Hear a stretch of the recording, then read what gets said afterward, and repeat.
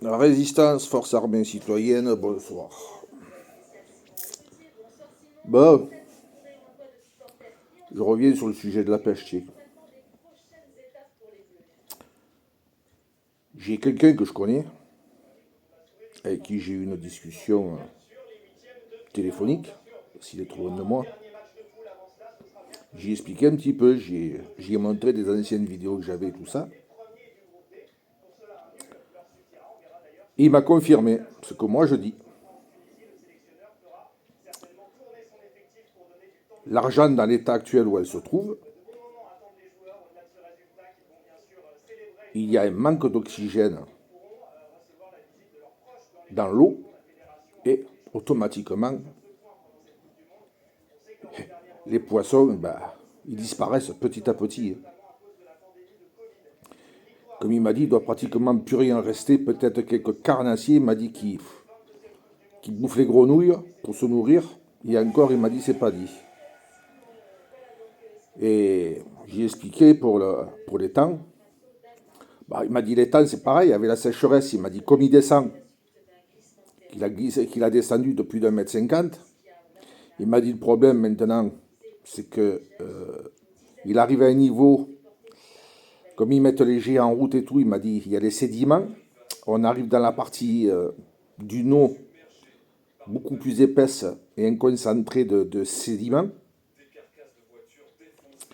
Donc, il m'a dit, il va se passer une chose, si ça continue à descendre, les poissons vont être mal oxygénés. Déjà là, il m'a dit, ils doivent avoir, comme c'est l'hiver, ils n'ont pas beaucoup d'activité, mais bon, ils doivent avoir du mal à pouvoir se subvenir. Ils doivent avoir du mal à chasser. Il m'a dit, ils vont tous crever au fond. Il m'a dit, ne cherchez pas plus. Il m'a dit, s'ils font rien, il m'a dit, d'ici 2-3 mois, le lac, c'est terminé, il m'a dit. Il n'y aura plus rien, à part quelques carpes. Ça sera les plus résistantes. Mais il m'a dit, après, tout le restant, ça en sera fini. Puisqu'il m'a dit, la truite, elle adore une eau limpide et claire pour pouvoir y survivre. Il m'a dit, dans un lac qui est fermé, qu'il n'y a pas... Là, il m'a dit, c'est une oxygénation par jet, mais il m'a dit, normalement, la truite, il faut une circulation d'eau. Il m'a dit, elles l'ont pas, et il m'a dit, ce qui a été fait, il m'a dit, ça va être anéanti en rien de temps. Ah si, il m'a dit, les poissons-chats.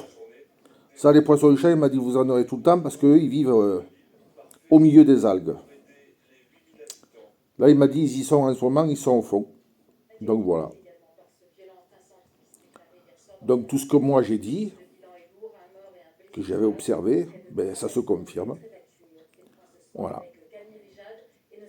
Et comme il m'a dit toutes ces amorces que les pêcheurs jettent, certaines sont végétales, d'autres il y a des matières grasses,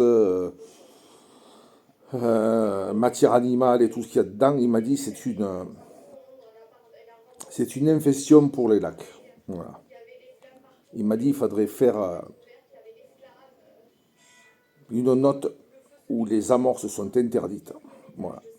Il m'a dit avec des amorces naturelles, oui, telles que le pain, il m'a dit. Voilà. Le pain, le son. Il m'a dit des choses comme ça, le maïs. Mais il m'a dit pas le restant. Voilà, parce qu'il m'a dit ils sont en train de le pourrir, le lac. Il m'a dit dans 3 ans, ils sont obligés de le vider pour tout le nettoyer. Voilà un petit peu ce que j'avais à dire. Donc, contrairement à ceux qui disent laissez-nous faire, on est des spécialistes, on a été sur les bancs de l'université, machin, à l'université, comme j'ai dit, c'est que de la théorie. Et sur le terrain, c'est autre chose. Il suffit pas d'avoir un papier où il y a marqué vous avez le bac avec 5 mentions pour connaître les choses. Voilà. Allez, sur ce, bonne soirée. À bon entendeur, salut.